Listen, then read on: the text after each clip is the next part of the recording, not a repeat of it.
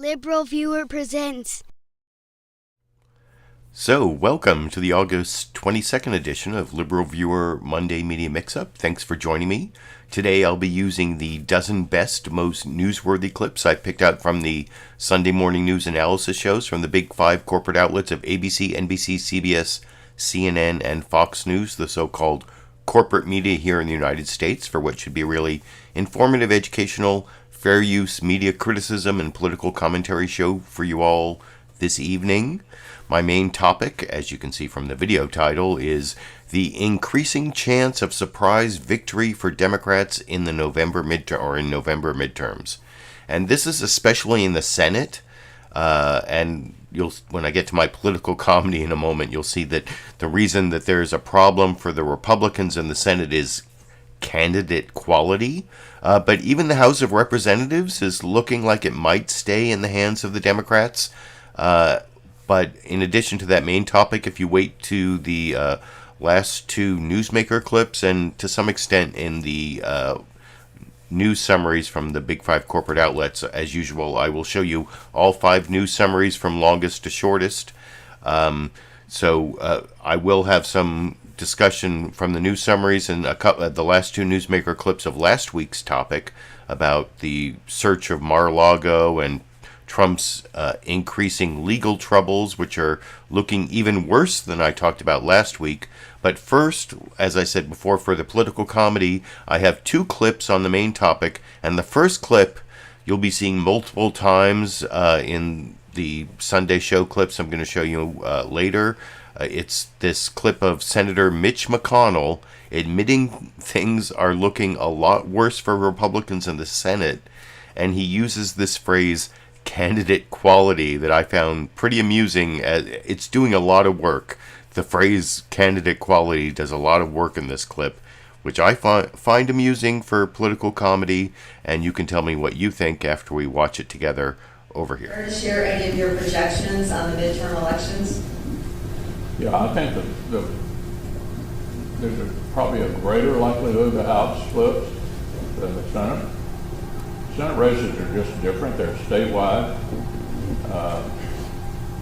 Candidate quality has a lot to do with the outcome.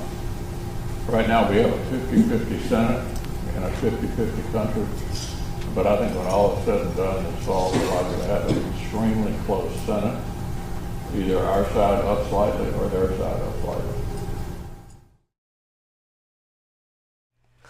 So yeah, that was like an NBC News clip where Mitch McConnell admitted that the Senate isn't looking, the Democrats actually had a good map in that the Republicans have more seats up this year than Democrats do. They have to defend more seats. Actually, in 2 years, it's looking really bad for Democrats because Democrats have a lot of seats to defend in 2024. But in 2022, Republicans have more seats to defend. And thanks to Trump endorsements in many, many states, they have picked these like extreme Trump supporting candidates in Arizona, in Wisconsin, in Ohio, in Georgia, in Arizona. Did I say Arizona twice? What? No, I didn't. Did I say? Anyway, they're like all these seats that Republicans were supposed to take, and I guess in Wisconsin they've renominated their incumbent Ron Johnson of Wisconsin, but he's like one of the dumbest people in the U.S. Senate, and also a Trump supporting conspiracy theorist. But anyway, that is what Mitch McConnell meant when he said candidate quality. They have really bad quality candidates in a lot of states, and it's made it look like in a year that was supposed to be bad for Democrats that there are going to be these surprise Democratic victories. But another big factor is the overturning of Roe v. Wade has really intensified the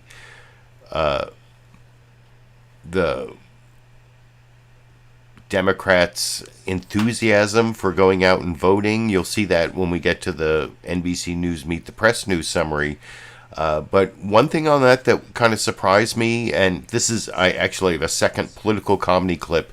This is this guy, this MSNBC commentator, Cristo Alex, I guess is his name, and I don't remember seeing him before.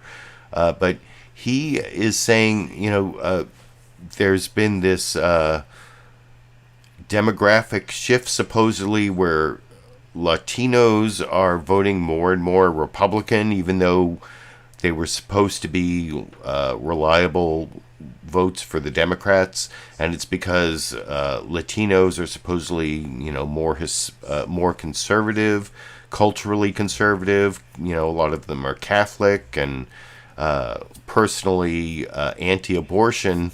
But what Cristobal Alex is saying is that the polls that are finding Latinos shifting more Republican are bad polls, and he uses a metaphor, or he points out the small size of the sample in a way I thought was amusing. It's my second political comedy clip, but not in this clip, but he said elsewhere on the Sunday show with Jonathan Capehart, where he was the guest, he said that Latinos are actually, even though they're personally pro-life and wouldn't want to personally have an abortion or want someone in their family to have an abortion, they also are pro-choice in terms of the government not being the deciding factor. It should be like a woman and her family and her doctor, not the government making the decision. He doesn't say that in this clip, but he does say at the end of this clip that Latinos don't like Republicans being anti-choice. And then he also, for the political comedy part, he makes an interesting analogy to the size of the polls showing Latinos shifting towards Republicans in my second political comedy clip for today over here. Well, I am someone who worries a lot about everything, but I'm not too worried about some of these developments, because if you look at the polling, some of the polls that people are relying on to say that Republicans are doing better, those are polls that have about 129 folks or 150 folks that they're polling, and that's not even a decent-sized quinceañera. If you look at the big major polls, you're seeing again Latinos sticking with Democrats, sticking with the president, and that's for good reason. Remember, the president from day one was committed to Latinos. His very first day of the campaign, he rolled out a Spanish-language TV ad. He was the first candidate to meet with the Hispanic caucus. His first meeting in Nevada was with Dreamers. He's been committed to that, and he made commitments to the Latino community in those meetings. He said, I want a diverse administration. I want an administration that reflects our country, and it does. For the first time ever, we've got a record 4 Latino cabinet members in this administration. They've had great success on the issues that matter most. They have rebuilt the economy. We're at the lowest unemployment rate that we've ever been. They've cut health care costs with the Inflation Reduction Act. They've cut the gap in health care coverage. So time and time again, what you're seeing is Democrats led by the president stepping up for Latinos on the issues that matter most, and Republicans on the other side doing extreme things like attacking abortion rights, among others. So that's a good contrast to be going into this election. So yeah, you saw a brief reference there to the apparent analysis of that MSNBC analyst, Cristobal Alex, that Latinos being anti-abortion doesn't mean that they're anti-choice. They just are personally anti-abortion, but don't want the government making the decision. And then I like that, attack on the polls showing Latinos shifting to the Republicans as, the sample size is smaller than a quinceañera. That's why it was my second political comedy clip. But anyway, on the main topic, I'm now going to show you the news summaries, and the first one is NBC News Meet the Press. Chuck Todd is back this week, and he has the biggest, longest package as usual, and it's basically about this NBC poll.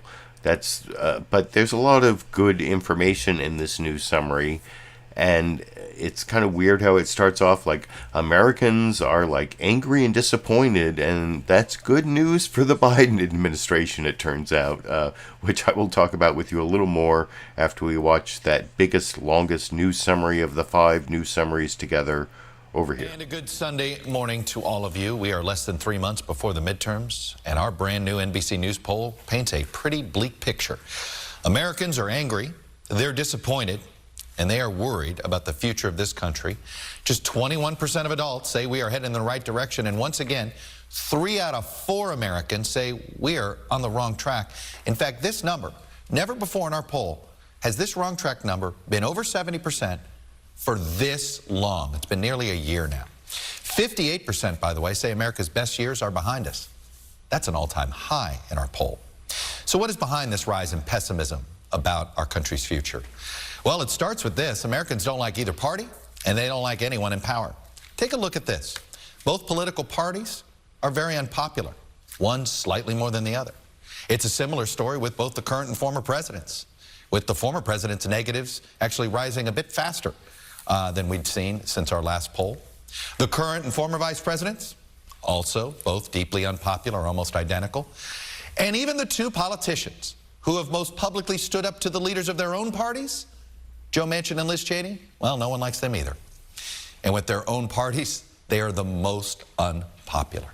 So add it all up, and this country now has low confidence in a bunch of institutions, Justice Department, the Supreme Court, even our public schools. And for the first time ever, when asked what is the most important issue facing this country, the top answer was not an economic issue. It was threats to the democracy, higher than cost of living, or jobs, or guns, or even abortion. So this is the environment in which voters are going to the polls this November. They're pretty angry. In a normal year, these numbers would forecast electoral doom for the party in power. But boy, these midterms, they're going to be unlike any we've seen in history. And I'll warn you, the old rules of politics probably don't apply. Are you ready? Are you ready to take back this country? By traditional metrics, Republicans should be headed toward big gains this November. President Biden's approval rating remains at a paltry 42%. The GOP has a 2-point lead on which party should control Congress. And 3/4 of Americans think the country is headed in the wrong direction. We've lost our way. Look at the country, what it's come down to. It's horrible. Everything, the gas is up, the prices are high for everything. And yet, interest in the election is up all around to levels we typically don't see until October. I'm going to vote because I feel like I can't not vote in this climate. Democrats shrunk the Republican advantage on interest in the election from 8 points to 2 since May. A major motivating factor for the left? Abortion. For Blake, taking away health care freedom for Arizona women is just the beginning. Voters disapprove of the Supreme Court decision overturning Roe v. Wade by a 20-point margin, which likely contributes to the 6-point enthusiasm advantage among women over men for the midterms. You don't have to agree with abortion to want to honor other people's rights. Republicans hope to keep voters focused on cost of living and the economy. Biden's reckless spending gave us record inflation that's crushing working families. My number one issue right now, prices. The prices of things. It is ridiculous. But approval of Biden's handling of the economy is getting better, and gas prices are going down. And in some key states, Republicans emerge from bruising primaries with relatively weak nominees, many who were propped up by former President Trump. There's probably a greater likelihood the House flips than the Senate. Senate races are just different. They're statewide. Candidate quality has a lot to do with the outcome. And threats to democracy has replaced cost of living as the top issue on voters' minds, a potential advantage for the Democrats. The mega mob did everything they could to stop the peaceful transfer of power. Democracy is on the ballot. 57% of Americans want investigations into President Trump's actions while president and after to continue. So despite what history tells us, we may be heading into unpredictable territory this November. I think both parties are not really addressing the issues. I think they're both missing the mark. Well, joining me now, it's Congressman Sean Patrick Maloney. He's a Democrat from New York. And actually, I will have a clip of Representative Sean Patrick Maloney, head of the DCCC, which is the Democratic Congressional Campaign Committee. He's the person most responsible for getting Democrats reelected to the House, to like keeping the Democrats as the House majority, and he'll explain why he thinks they might keep the House. That's that would be the like big surprise victory, but even keeping the Senate or increasing the majority in the Senate, which now actually seems likely, is a surprise given how the political winds have been blowing lately. But I thought that was actually a fairly good news summary. Even, Chuck Todd has the biggest, longest package, but NBC News with Chuck Todd and their news producers usually cover the news. I mean, there's some things they didn't cover, like later you're going to see the CNN, I think it's CNN State of the Union news summary. They talk about the Democrats' increasing hopes of keeping the Senate, but then they also talk about unprecedented drought in the western U.S., which is actually something that they cover on Meet the Press in a different segment.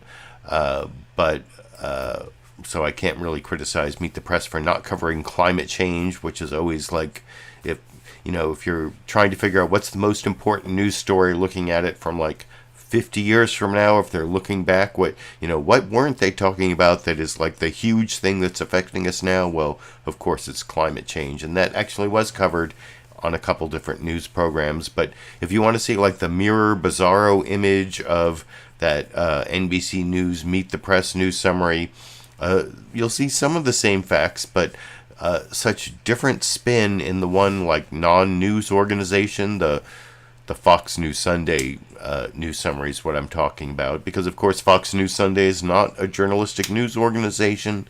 It's a propaganda outlet for the Republican Party, which is actually what Fox News was created to be by Roger Ailes, as you can see detailed in this book right here, The Loudest Voice in the Room by Gabriel Sherman. That's what that book is about. Or go back and look at like the 200 plus Fox News bias videos I've made on my YouTube channel. On my, just go to youtube.com/LiberalViewer and scroll down till you get to the Fox News bias playlist. You'll see it's not news, but I'm not going to tell you all the lack of news, the like spin and bias in this Fox News Sunday news summary before I show you. But Trace Gallagher is the guest host this week. He's kind of a partisan hack, though he's not going to be the permanent host. That's Shannon Bream. Starting September 11th, she'll be the new partisan hack host, and it's not destroying the legacy of Fox News Sunday. Chris Wallace was like not a complete partisan hack, but he was only the second host of Fox News Sunday. The first host of Fox News Sunday, Tony Snow, total partisan hack. So I guess Fox News Sunday is going back to its original roots of partisan hackery. And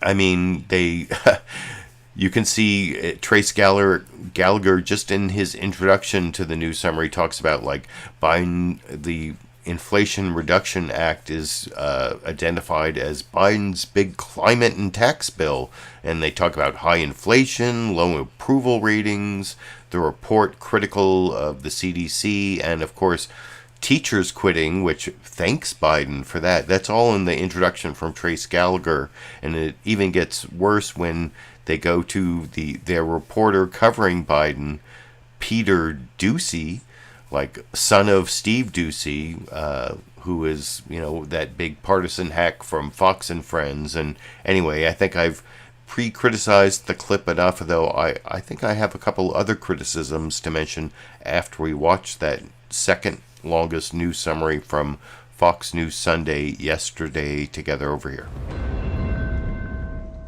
And hello again from Fox News. The fall midterms are fewer than 3 months out, and the White House is hoping its big climate and tax bill will ease voters' doubts about Democrats. But the administration is still battling high inflation and low approval numbers. And now this week, Biden's CDC director is admitting the agency came up short in its handling of the pandemic. And Biden's education secretary is sounding the alarm as teachers quit in droves. In a moment, we will speak with New Hampshire Governor Cristo about the CDC fallout and about how states should handle the teacher shortage. But we begin with team coverage. Mark Meredith in West Palm Beach, Florida, with the latest on the FBI search at Mar-a-Lago. But first, Peter Doocy traveling with the president in Rehoboth Beach, Delaware. Peter. Trace, President Biden's summer has been pretty eventful. He's signed enough big bills into law that his chief of staff is comparing him to Kennedy and Roosevelt and LBJ. His approval rating is still hovering in the low 40s, but it's improving slightly. The American people won and the special interests lost. Okay. The Inflation Reduction Act, now the law of the land. But actual inflation reduction isn't happening anytime soon. Why would it? Well, immediately it's not, but I mean, we never seen anything happen immediately. Like today, it's turn the switch on and off. The bill is really about other priorities. This bill is the biggest step forward on climate ever. The CDC is taking a step back, admitting they were unprepared for COVID. It might have been a little bit messy along the way. Still, no regrets about lockdowns and mask mandates, just regrets about how they were explained. See, we need to be more nimble, but we stand behind the content of what we said. A looming problem this back-to-school season, a shortage of teachers. At this time of year when we're welcoming back millions of students and educators and parents are excited, you know, that this is going to be a year full of promise and possibilities, we are dealing with a shortage issue. No shortage of optimism at the White House, though, as the president relishes recent wins and sees new reason for hope ahead of November's midterms. I know there are those here today who hold a dark and despairing view of this country. I'm not one of them. There may be another big announcement on the way. President Biden says a decision about forgiving student loan debt will happen by August 31st. That is a week from Wednesday. Trace? Peter Doocy reporting from Rehoboth Beach. Peter, thank you. Now let's turn to Mark Meredith. He's in Palm Beach, Florida, for the latest on the FBI search of Mar-a-Lago. Mark. And I'm not going to show you the second news reporter on the FBI search of Mar-a-Lago, but they've actually been focusing a lot on the FBI search of Mar-a-Lago on Fox News, which is kind of surprising until you see. I'm going to show you this NBC News poll result later that shows that Trump has the Republican Party has circled around. They've circled the wagons around Trump now that he's under attack, and it's made him more popular, and it's increased enthusiasm for Trump and the Republican Party. In fact, this is supposed to be 10A. This is a poll result from NBC News, but I will preview it for you here. Republicans identify more with the Republican Party or Donald Trump.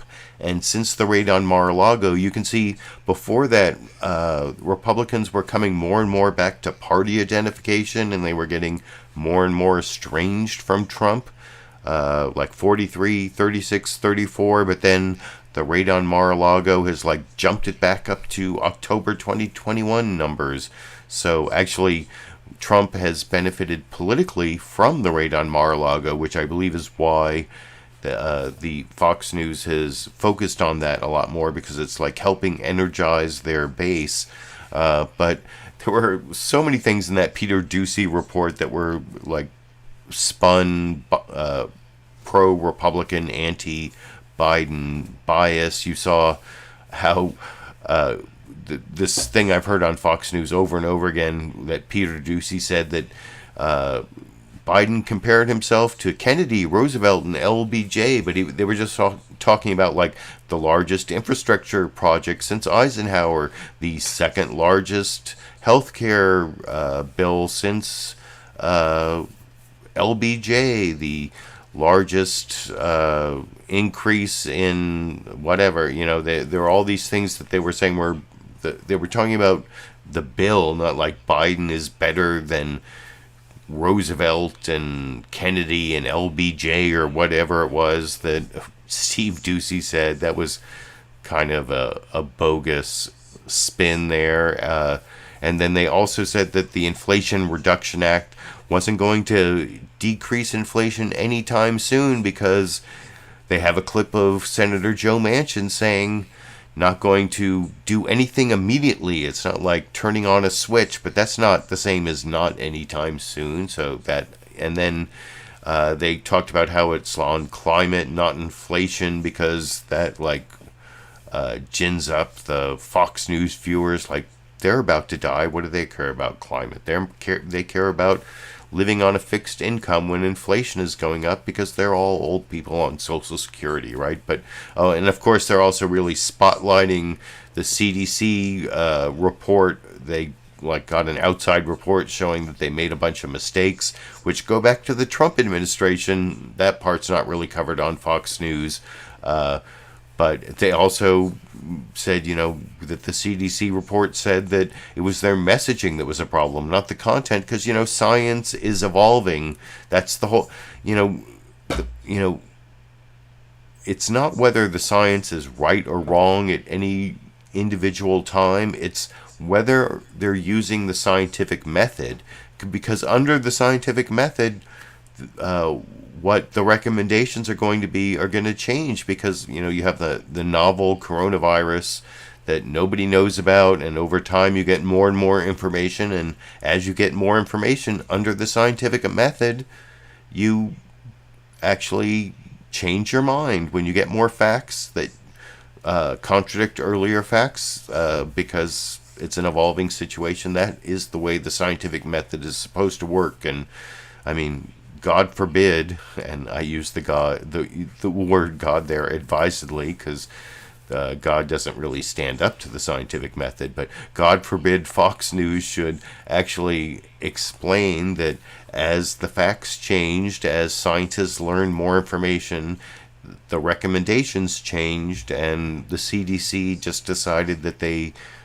weren't very good at giving Americans confidence in their messaging as the science changed. Of course, the CDC made a whole bunch of other mistakes on testing and other things that I'm not here to defend and I won't defend, but I just wanted to point out that in terms of the bias in Peter Doocy's report, and of course there's the whole loan forgiveness thing and whatever. I think I've criticized that news summary enough, but now I want to get to the next news summary, ABC's This Week with George Stephanopoulos, which has this bias that I've noticed. It's not like a political bias, but news organizations seems to, and especially these Sunday morning news shows, have this bias for concentrating on stories that involve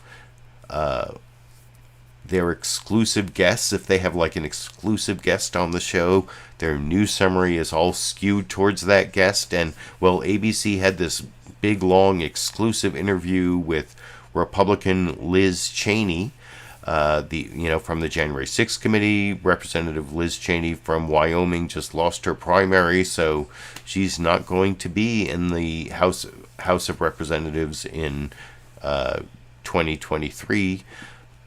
But you'll see that's the top story on ABC with their bias for their guest is the landslide defeat of Liz Cheney.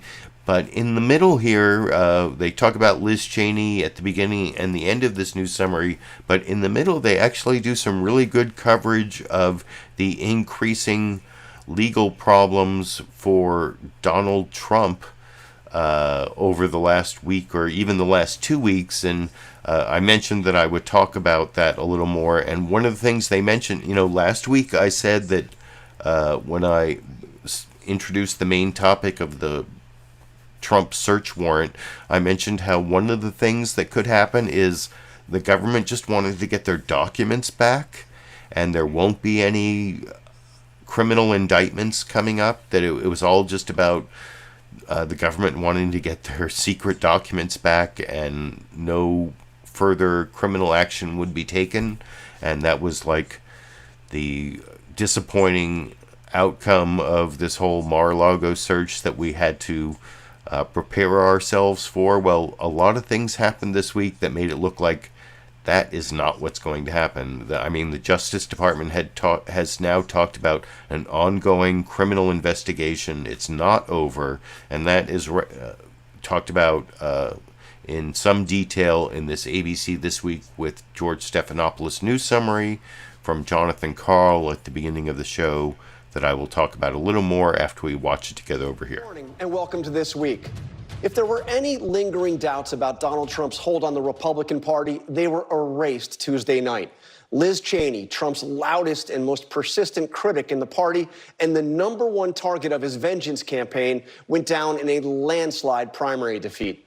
Liz Cheney's decisive loss means at least 8 of the 10 House Republicans who voted to impeach him will be gone in the next Congress.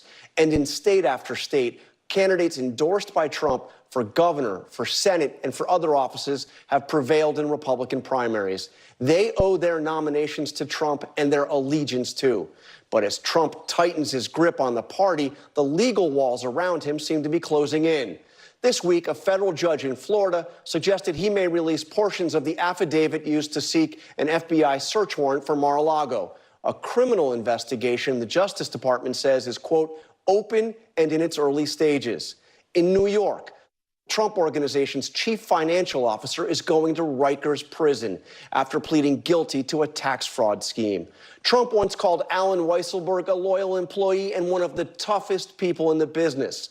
Now he has pleaded guilty and has agreed to testify in a criminal trial likely to happen this fall against Trump's company. And in Georgia, a flurry of activity surrounding the criminal investigation into the attempt to overturn that state's 2020 election results. Rudy Giuliani testifying before a special grand jury. And Trump ally Senator Lindsey Graham is next after a federal judge rejected his effort to avoid testifying. And in yet another legal case, Trump pleaded the Fifth, something he had never done before. Unlike the former president, Cheney acknowledged she lost. While conceding to Trump's chosen candidate in Wyoming, Cheney launched a new national political organization, a new effort to vanquish Trumpism and to try to block any attempt by Trump to return to power.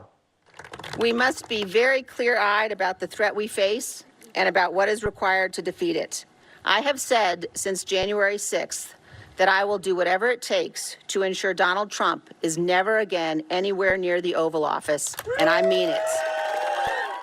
3 days after her defeat, I sat down with Liz Cheney in the January 6th committee hearing room for a wide-ranging discussion on her election loss, the committee's remaining work, and her future in the Republican Party. I began by asking her about the magnitude of her loss.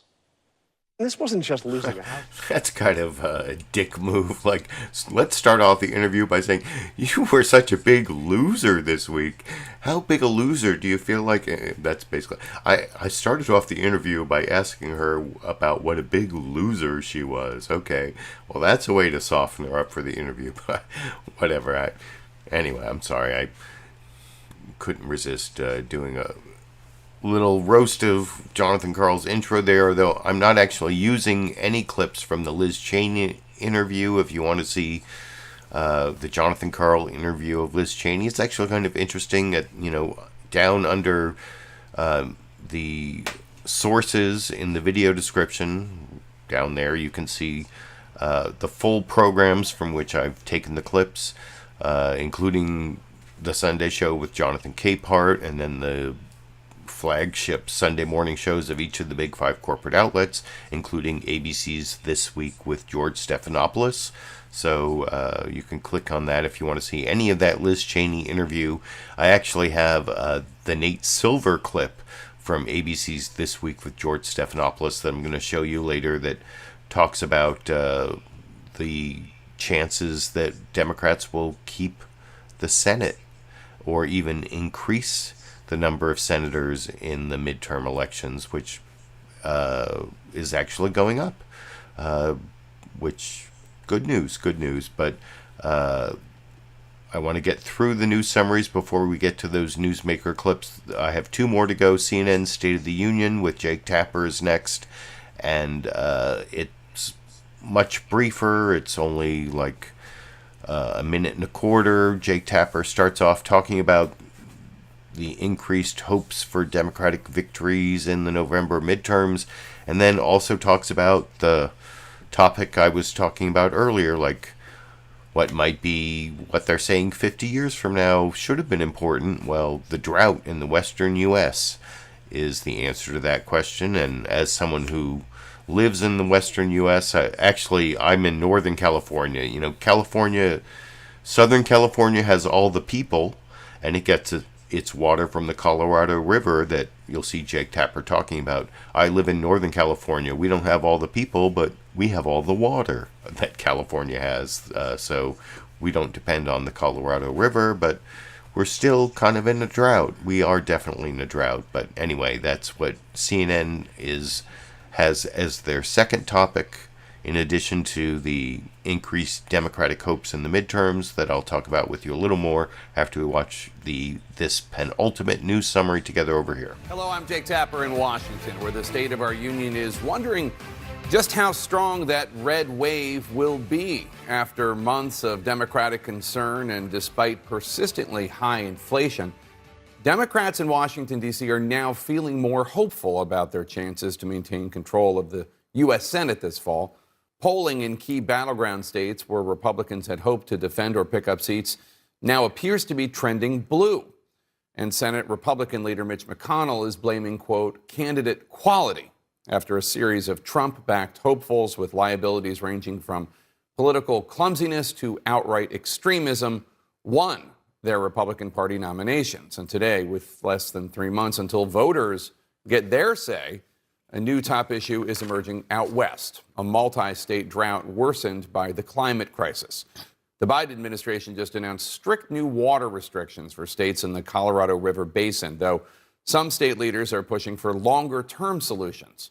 As the region experiences the worst drought in literally centuries, my next guest has made addressing that crisis a centerpiece of his re-election campaign. And joining me now exclusively for his very first Sunday Show interview. And that's Arizona Senator Mark Kelly. And if you want to see that whole interview, that's you can go to CNN State of the Union under sources in the video description.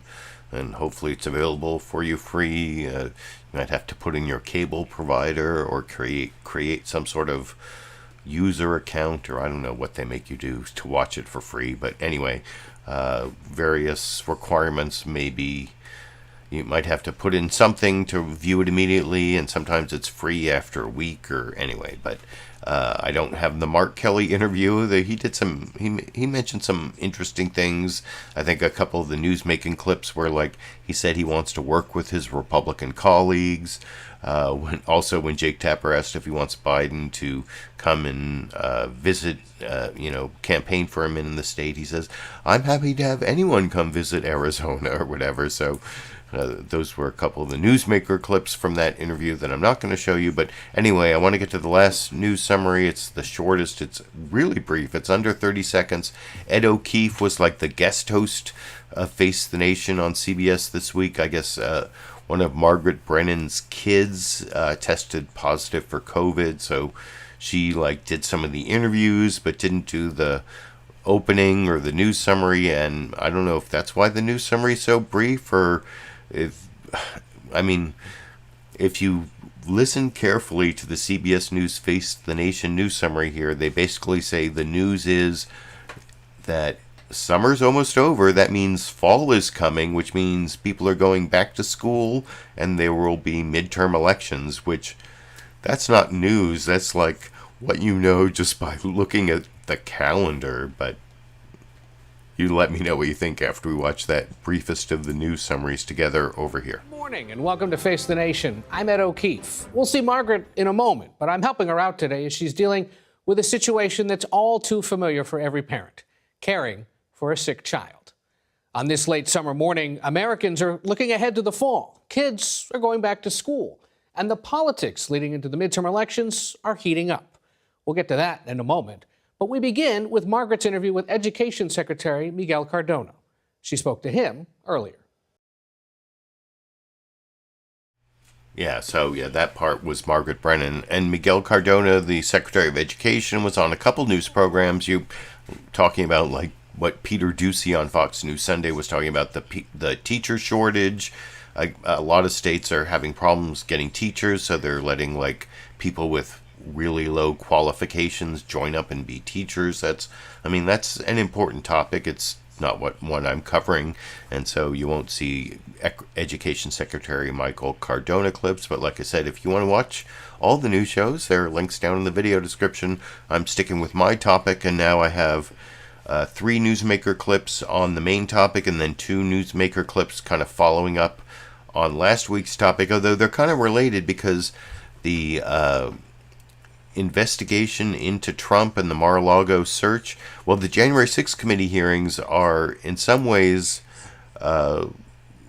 like putting a taint on the Republican Party and Trump and all the Trump-endorsed candidates, which is why Democrats are doing better in the Senate. But like I said, later I'm going to show you this or talk about this NBC News poll that shows that the Mar-a-Lago search has actually energized Republicans. And that's important, especially in a midterm election, whether your base is energized. But anyway, before I get to the whole Trump legal investigation clips and what's going on with that, I do have 3 newsmaker clips on the main topic, whether they're going to be surprise victories for the Democrats in the November midterms. And I think that's quite possible for the Senate. Less likely is that Democrats are going to be able to keep the House of Representatives.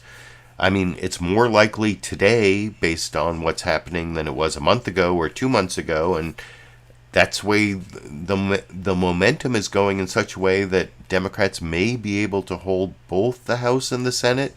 I think the Senate is much more likely right now, but I want to talk about the House briefly, and that's why I'm going to show you Chuck Todd on NBC News' Meet the Press talking to Representative Sean Patrick Maloney, the head of the DCCC, the Democratic Congressional Campaign Committee, which is that means he's the Democrat responsible for getting Democrats elected to the House and keeping majority in the House of Representatives.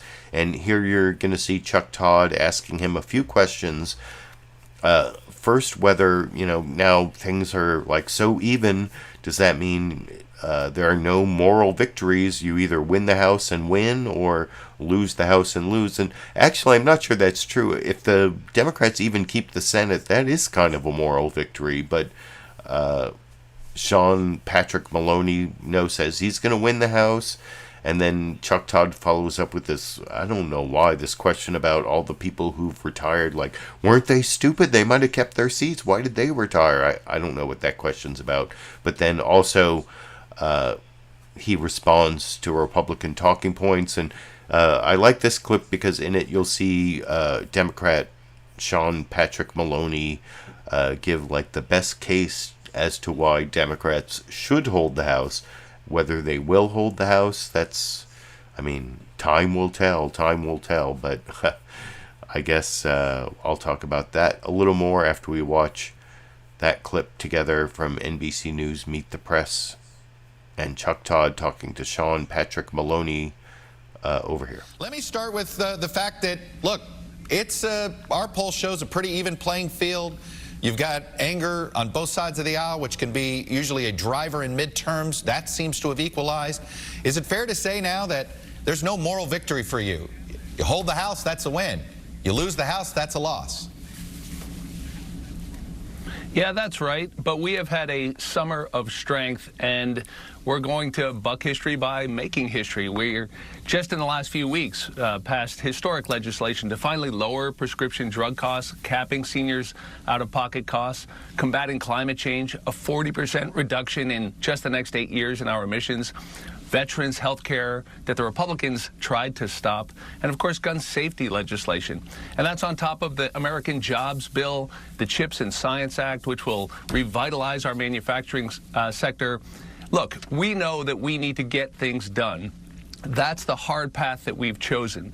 The other side has had a summer of stumbles, obstructing veterans' health care, ripping away 50 years of reproductive freedom, and now trying to defund the FBI and ignore a serious threat to our national security with Trump's latest scandal. We're going to address real problems. We think that's going to bring it home. One of the issues, though, I think that you have to overcome is the amount of open seats, the amount of members of Congress and the Democratic side that chose not to run. I'll put up the list here. It's quite long. As you can see, we have to use really small font in order to get all the names in. These folks left when they thought this was going to be a midterm that looked like it was going to be a disaster for your party. Do you wish these folks would have rethought and had more confidence that the political landscape might have changed? Listen, we've been counted out for a while now, but we are having a comeback, and we have great candidates all over the country, veterans, diverse candidates that look like America, that are a good fit for their district, and we're excited to share those candidates with the American people. Look, you're seeing us come back in the polls. Our frontliners are battle-tested and strong. They have a huge advantage, by the way, over their Republican opponents in terms of their campaigns, their cash on hand. They're getting their votes right. They have historic deliverables that they brought home to their districts, better roads, better bridges, clean drinking water, an end to this pandemic. Yeah. Look, we've got a story to tell. We're going to go out and tell it. Well, the other side has a story that they're telling, and I want to play a couple of examples, and these are in your frontline districts where Republicans are hitting them. Here's one on the economy. This one is without sound here, but it's hitting the what you guys call the Inflation Reduction Act by saying, hey, this isn't touching inflation, higher taxes on American people, American families, and this is all being done in recession. And there's also some ads here that's going to roll in here that hits the Democrats on crime and defund the police. So let me ask you this. My brother had been gunned down and nearly killed by MS-13 gang members. I knew then that I would join law enforcement. Let me ask you this. A lot of those frontliners wanted more to counter the defund the police narrative, and Congress ended up not passing anything. Are you concerned that these issues like high cost and crime are still going to trump democracy and abortion in these swing districts? Well, let's look at where we are. Gas prices are more than $1 lower than they were just about 60 days ago, and they're still going down. That's good. So the inflation that goes along with that is coming down as well. It's not where we want it to be, but we're making real progress. The other side, of course, has no plan to lower costs. They only have a ploy to win power for themselves. So we're working the problem. They're working on their own power. And on the other issues you mentioned, my goodness, every Republican voted against lower prescription drug costs and a cap on seniors' out-of-pocket costs of $2,000 a year. That's the kind of real progress that under President Biden's leadership and under Speaker Pelosi's leadership, we're getting done. Now, we've got to go tell people what we're doing. But the other side, again, is interested only in their own power and has taken away 50 years of reproductive freedom, wants to whitewash the attack on our democracy, will do nothing. This MAGA crowd will do nothing while kids are getting gunned down in their classrooms. We've got a plan for your future. They've got a plan to win power, and that's the choice. Speaking of power, there's a lot of people who thought that you oversaw a very cynical ploy. Oh, and I'm not going to show you, that was a long enough clip, but Chuck Todd's next question was about this cynical ploy that the DCC and also the DSCC's, the Democratic Congressional Campaign Committee and the Democratic Senatorial Campaign Committee, one of the things they did was they ran some ads talking about the candidates in the Republican primaries and pointing out that the Trump-endorsed candidate was Trump-endorsed, was like too conservative, too radical, too conspiracy theory related for whatever state. And like some people are saying that the Democrats should, because they ran like millions of dollars worth of ads telling Republican voters that the most extreme candidate was the most extreme, the most Trump endorsed, the most big lie endorsing candidate. And some people are saying that they were helping that candidate because it helped those. That's why like Republicans are so like screwed up in the head that when they hear information that someone is crazy, that means, oh, we should vote for that person. But you can't really fault the Democrats for running those ads because they're like already letting all the voters in the state know that this person is the most extreme, most Trump endorsed, most like reality rejecting candidate. And I mean, if the Republican primary voters still go ahead and vote for that person, that's on them. That's not on the Democrats. But anyway, that is the part of the question that I didn't show because I'm like sick of that talking point. But I actually thought Sean Patrick Maloney did a pretty good job of explaining why Democrats should hold the House of Representatives. Whether they will, I mean, that is a much iffier proposition than whether they're going to hold the Senate, which is looking really good. I mean, if the election were held today, but today is not the day. Today is August 22nd, and so election's not till November, and you think I'm like crazy or silly for pointing out the election's not being held today? Well, actually, that is one of the facts reported by Nate Silver in this next clip, where on ABC's This Week with George Stephanopoulos, first they show like that Mitch McConnell candidate quality clip, which I think this is like the third time you've seen it in the news clips, in addition to it being the first, my political comedy clip at the beginning. But then Nate Silver like analyzes whether Democrats are actually going to do better in the Senate, and he actually gives them a 60% chance of keeping the Senate now. But I mean, some of the stuff he says in here is kind of silly. But for example, one of the things he points out, I see a super chat contribution from Tom Trask. Thank you for saying thank you with that super chat contribution. But one of the silly things that you can see from Nate Silver in this analysis is when he points out to you that yes, the election is not today, and that's why the polls today are not representative of what might happen months from now when it actually is election day. And I'll give you a little more criticism or analysis of Nate Silver after we watch that ABC News This Week with George Stephanopoulos clip, starting with Mitch McConnell, then going to Jon Karl, and then Nate Silver with his analysis of the chances of the Democrats to win the Senate this year over here. There's probably a greater likelihood the House flips than the Senate. Senate races are just different. They're statewide. Candidate quality has a lot to do with the outcome. I think when all is said and done this fall, we're likely to have an extremely close Senate, either our side up slightly or their side up slightly. Senate Republican leader Mitch McConnell sounding a rather pessimistic note about his party's chances of retaking Senate control in the midterm elections, blaming candidate quality as polls show Democrats leading in a number of hotly contested races. So what are the chances that Democrats win in states where they had been expected to lose? Here's 538's Nate Silver.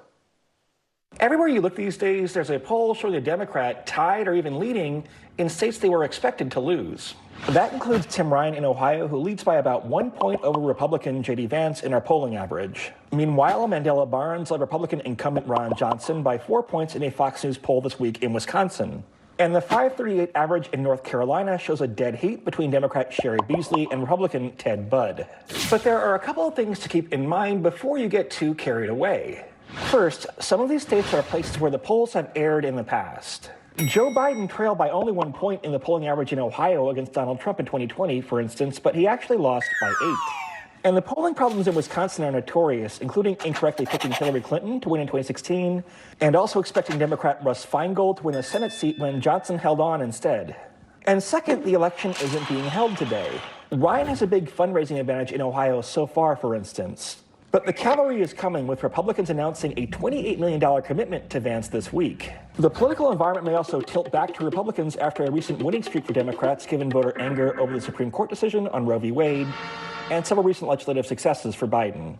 Still, the 538 forecast now does have Democrats' chances of keeping the Senate up above 60%. Ultimately, I think you have to take these on a case-by-case basis. In Ohio and North Carolina, I buy the Democrat has a chance, but I think the GOP is favored.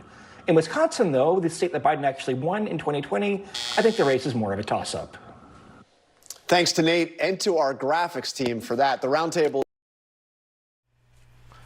So, I don't know, were the graphics so great there? I don't know if the graphics were so great, but there you saw the Nate Silver analysis that over 60% chance Democrats are now going to keep the Senate, which that, by the way, that by itself, I mean, supports my video title, increasing chances of Democratic victory in the November midterms. Even if they can't keep the House, keeping the Senate means Biden can still nominate a bunch of judges and all, but wouldn't be as awesome as Democrats keeping both the House and the Senate, you know, like working against the prevailing winds of a presidency in its first midterm election, where almost all presidents lose seats in the House and possibly the Senate, you know, with a couple exceptions like George W. Bush right after 9/11, or Bill Clinton in his second term right after he was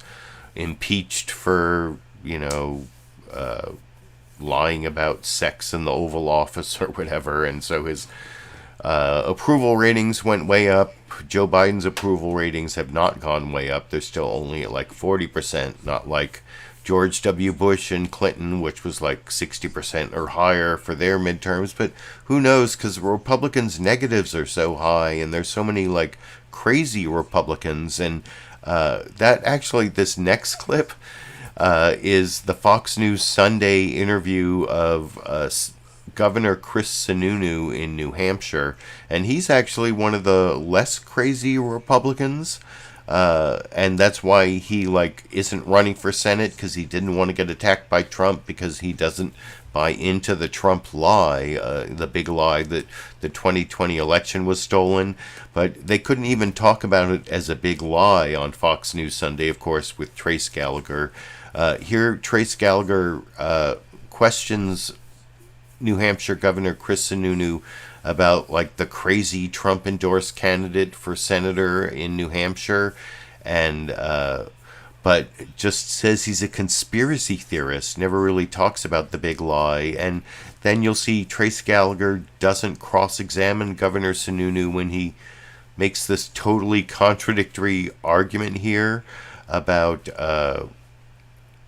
the incumbent Democratic senator, what's her name? Margaret Hassan, I think it's Hassan.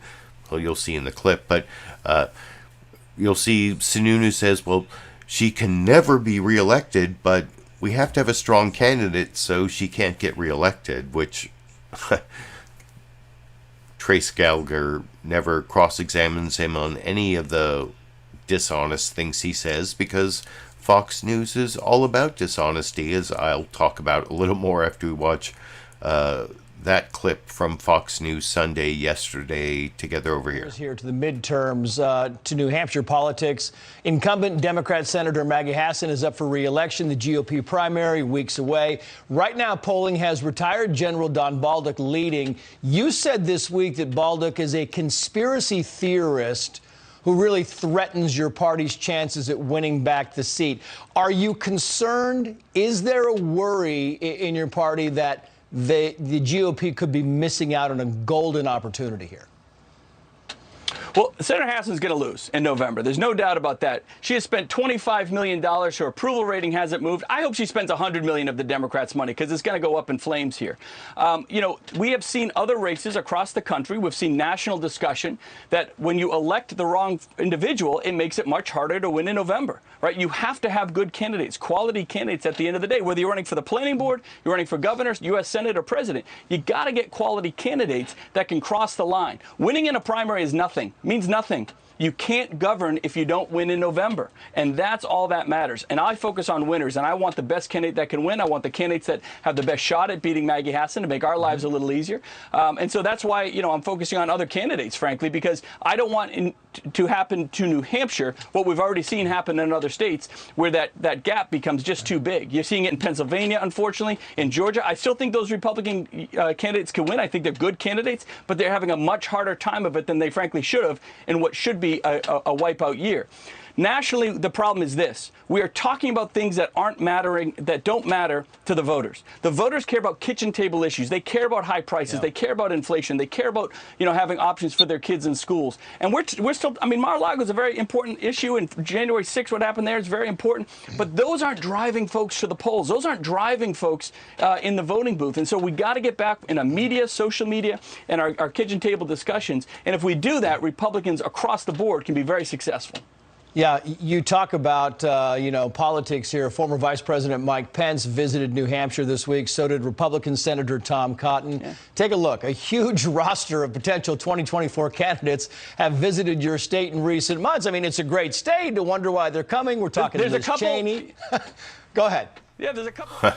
So, yeah, I just kept that playing long enough so you could see that Trace Gallagher did not really follow up on any of the things that Chris Sununu said there, especially that huge contradiction where he said, well, the Maggie Hassan is never going to be reelected, but we have to have a strong candidate so she doesn't get reelected. And then he also made this argument that the reason that Democrats are doing better now is because there's this focus on Mar-a-Lago instead of inflation and gas prices, etc. But as I talked about before, the NBC News Meet the Press poll shows that actually Trump and Republicans are getting higher enthusiasm, and people are more identifying with the party when Trump is being able to show himself as a victim. Like after the Mar-a-Lago search, these people are coming back to the Republican Party because they're all like circling the wagons around Trump or whatever. But I actually wanted to talk about that a little more with a couple newsmaker clips. First, this next clip is like the cross-examination of the week. I'm a former criminal defense attorney. And criminal defense attorneys, we like cross-examination is our bread and butter. That's one of the things that I actually was really good at. It was one of my best skills, was cross-examining people, especially police officers. And so I always like to look at the cross-examination skills of the hosts on the Big Five corporate outlets. And Jake Tapper, people always talk about how Chuck Todd is very bad at cross-examination. Well, I think Jake Tapper is one of the great cross-examination people, and although in this one it's like he's almost apologizing for his cross-examination. He's talking to Representative Dan Crenshaw about the search of Mar-a-Lago, and Dan Crenshaw does his best to explain why the department, the search was something that we should be questioning, and it's unprecedented, and the DOJ is like making it political. And Jake Tapper, first before even the cross-examination, he like asked the question, I think in a really good way, where he mentions that Dan Crenshaw used to be a Navy SEAL, and so as a Navy SEAL, he's used to using intelligence, and so shouldn't he be upset that intelligence has been mishandled? And you'll see Dan Crenshaw brings up all these like bogus Republican talking points about why Trump is not the victim here, or Trump is the victim here, and the Department of Justice has like behaved badly. And what I really enjoy about this clip is that Jake Tapper claims, I'm not defending anything, and by the end he says, I'm not here to defend the Department of Justice.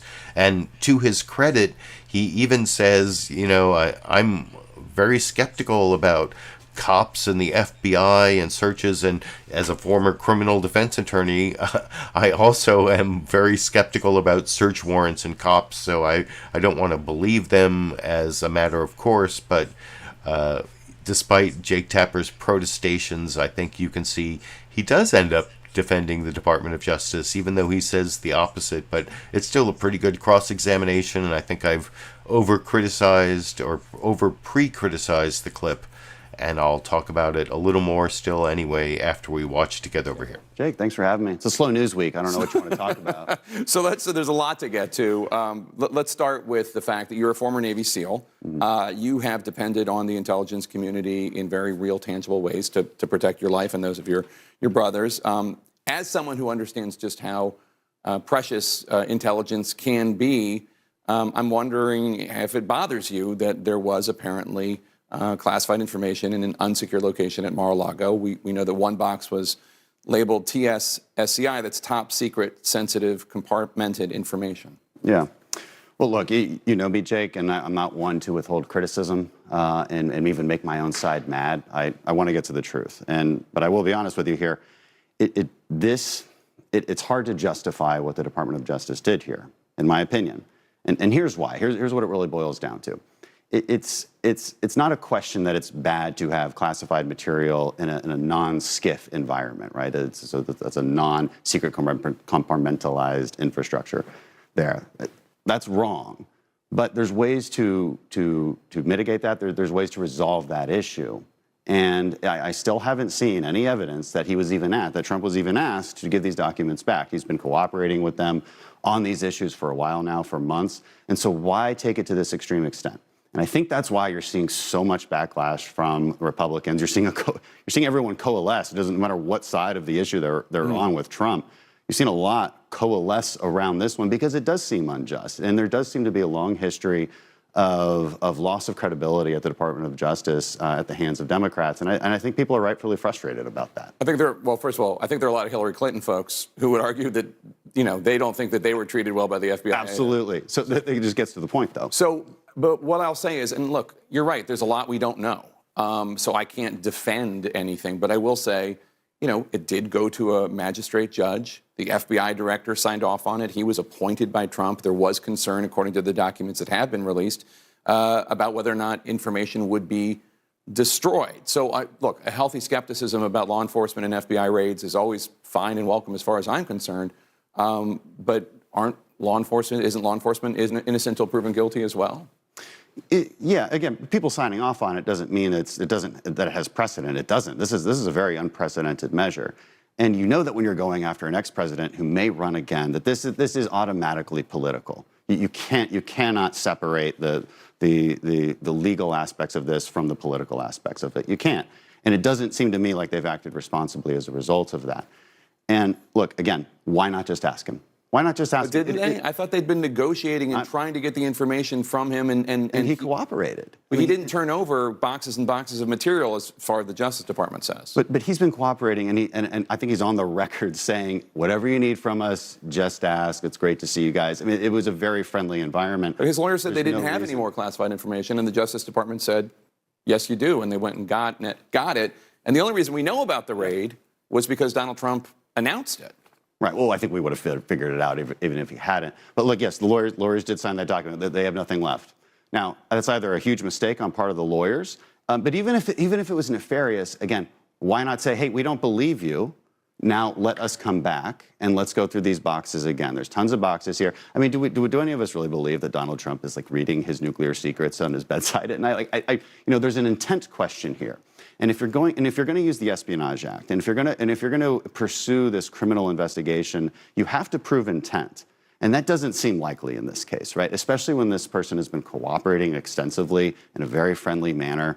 And so that's why a lot of us jumped to the conclusion that this was highly politicized, because it was so unnecessary to do an armed raid to resolve this particular issue that could have been resolved very easily otherwise. I think a lot of Justice Department people would take issue with your descriptions, but I'm not here to defend the Justice Department. I do want to note that He was kind of there to defend the Justice Department. That's one criticism I have of Jake Tapper. Like, why did he say that after he spent all that time defending the Justice Department? And he asked that good question about both as a former Navy SEAL, what do you think about this mishandling of intelligence information? But then he also asked that question. He said, well, we wouldn't have even known about the search if Trump hadn't publicized it.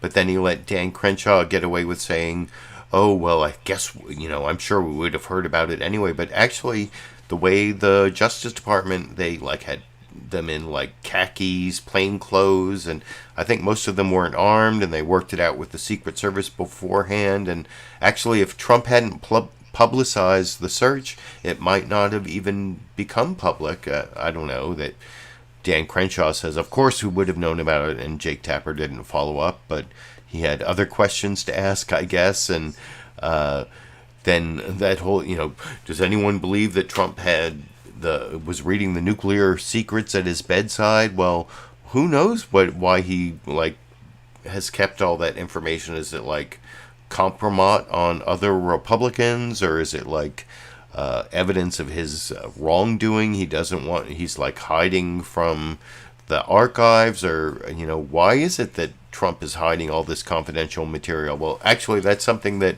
Ed O'Keefe asked Representative Mike Turner at the beginning of this next clip. And one thing to keep in mind about Mike Turner is if the Republicans win the House of Representatives, this dude, this final newsmaker clip guy here, Mike Turner, he is going to be the chair of the House Intelligence Committee. And yet he is totally fine with Trump taking all this intelligence material to Mar-a-Lago.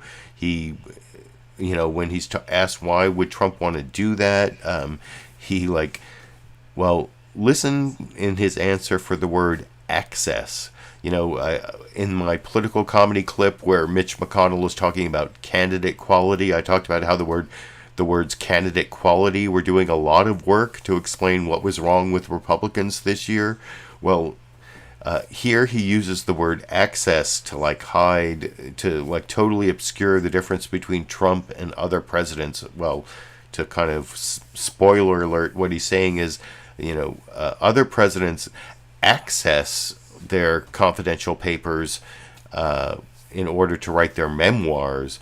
But that this was one of the lies Trump told early on, where he said, oh, well, Obama took millions of documents to Chicago, and no one ever talked about that. Well, they went to this repository in Chicago under the control of the National Archives that Obama could have access to with his security clearance, but the access was controlled by the National Archives, even though it will eventually become part of the Obama library. And is Trump even, there's, every president has their library, but can anyone even, the Trump library, that's kind of a joke, and the word access is kind of a joke, which I'll talk about a little more after we watch this final newsmaker clip together.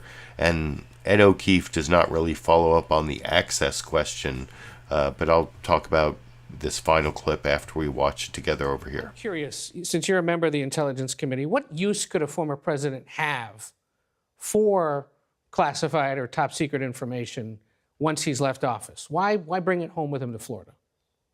Well, I don't know. You'd have to ask him, but certainly we all know that every former president has access to their documents. It's how they write their memoirs. They don't have great recall of everything that's occurred in their administration, and we don't know that they're classified. We know, according to the FBI documents, that they were identified as marked classified. You have, of course, the former president saying that he declassified them themselves. But I think what's important here about this abuse of discretion, we have evidence of the FBI abusing that discretion and of misconduct on behalf of the FBI. The FBI, we had an attorney for the FBI that actually was convicted of doctoring an email to obtain a warrant against Trump. There's Trump's organization. You have the FBI using the Russia dossier, which has been proven to be debunked as evidence under a warrant that they submitted, all of which CBS has reported, and I have them up on my website, your own stories of these abuses of discretion. And the other question that we have is just recently, there was a raid on Project Veritas, which is a news organization to supposedly retrieve President Biden's daughter's diary. Now, that's not certainly an imminent national security threat. It might be embarrassing to the president, but it's not something you'd see them do for an ordinary citizens. There are real questions as what is the FBI doing here? It's the rank and file FBI agents. Everybody agrees. We support them. We have great faith in them. But the leadership of the FBI, when they undertake a raid against the current president's political rival, you have to ask these questions. Real quick, are you aware of any standing order from President Trump that he might have had to a standing order to declassify documents he took from the Oval Office to the White House residence while he was in office? I have never served in the White House. I would never have any knowledge of anything that occurred at the White House. Okay, so the Intelligence Committee wouldn't know whether the president had a standing order. Whether Biden does, whether anybody does, what they're declassifying.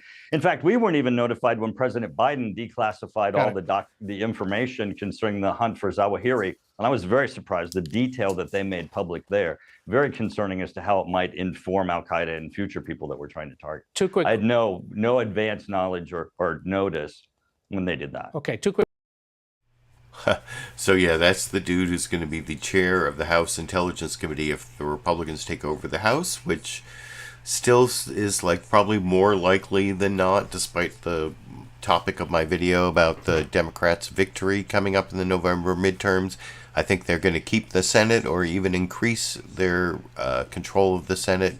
I mean, if the election were held today, which, of course, Nate Silver helpfully pointed out is not the case. But anyway, I pretty much pre-criticized that clip. I don't think Ed O'Keefe did the best job cross-examining him on the access point that he made. But anyway, that is the last of my clips for this week. I also wanted to let you know, I don't know if I mentioned this before, but I'm going to do a special Sunday version of my Monday Media Mix-Up on September 11th. That's an easy date to remember, September 11th, because on Monday, September 12th, I'm getting a tooth extracted, and so I'm not going to be able to do the show on the Monday. So instead, I'm going to try to do the quick Sunday show that I used to do, my Sunday clip roundup. I'm going to do on Sunday, September 11th, instead of Monday, September 12th, so look out for that. And anyway, thanks all of you for joining me today. I'm going to be back next Monday and every Monday, at least through the November midterms, except for that special September 11th Sunday edition I'll be doing with all of you. And until next Monday, or until I have some other reason to upload a video, I guess I will be seeing all of you